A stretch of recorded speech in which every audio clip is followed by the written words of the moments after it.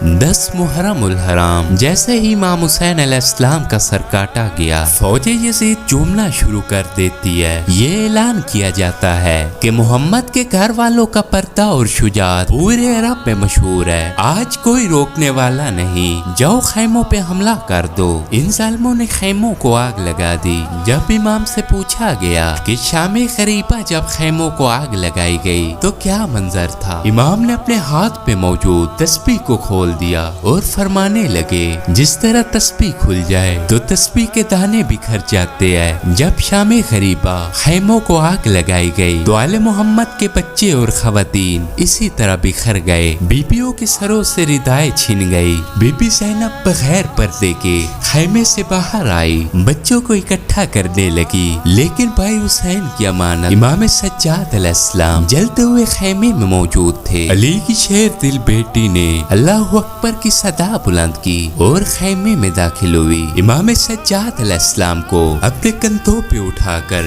خیمے سے باہر لائی۔ کسی نے بی بی سکینہ کی بالیاں کھینچی، کسی نے تماچے مارے، شہداء کے سروں کو کاٹ کر نیزوں پہ بلند کیا، لاشوں کو پمال کر کے بیبیوں کو قیدی بنا کر شام روانہ ہوئے۔